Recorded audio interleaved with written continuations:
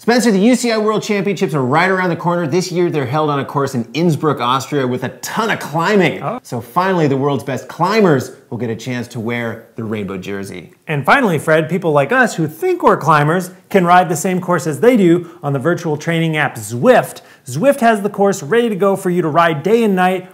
The convenience of your home trainer. It's a 24-kilometer loop, and there's that nasty 400-meter climb in the middle. Oh, so hard. Yeah, there's tons of cool graphics. There's also 8 certified Strava segments, so you can test yourself against the world's best. What do you think, Spencer? You gonna get some KOMs, some top teners? Maybe top 10,000. I think there's gonna be enough people riding this course that it's gonna be pretty competitive at the top. Well, for more information, check out Zwift.com. Thanks to Zwift for sponsoring this week's episode of the VeloNews Show. Let's get on with the show.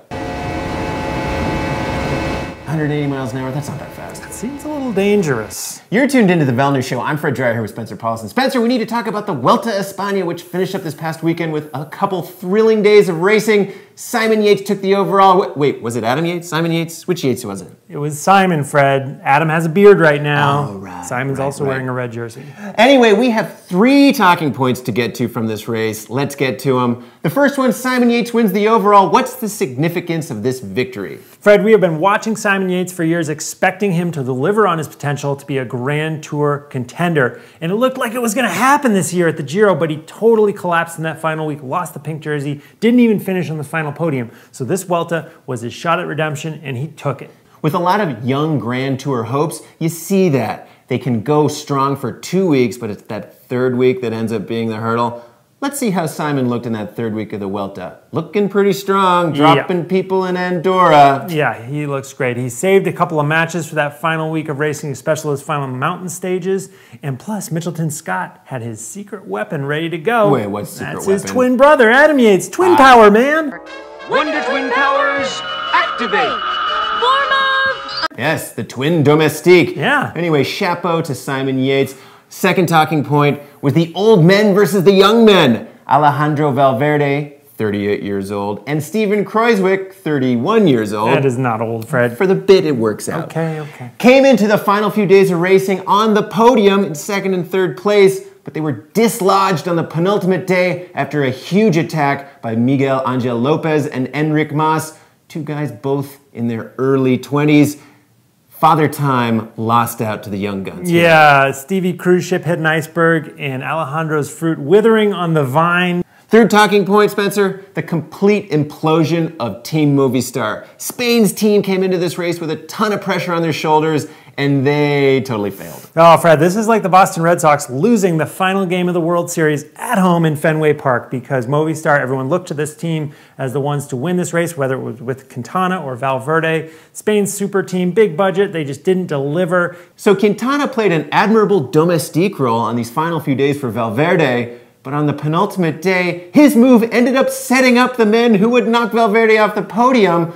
Oh, crushing blow for Movistar. Tactical disaster. I think they just didn't realize that their 2 men were not strong enough to hang in this final climbs. Spencer, we have a battle looming in pro cycling. Another? Yes, and that battle is between the UCI and the World Tour teams. No, that's not as exciting as I thought it was. So the UCI has some proposed rule changes for 2019 that borrow from pro soccer. Okay.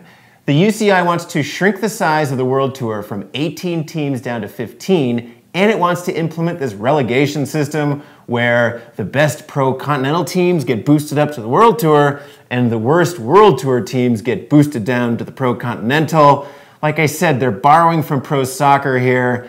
What do we make of it? My only guess is that they look at pro soccer and see that it's the most popular sport worldwide and say, hey, let's just do what they do, and then cycling will go that way too. Yeah, it's not a terrible idea. Maybe there are some other elements of pro soccer that we can work into cycling. Maybe step by step, you know, one little bit at a time. Wait, Let's try.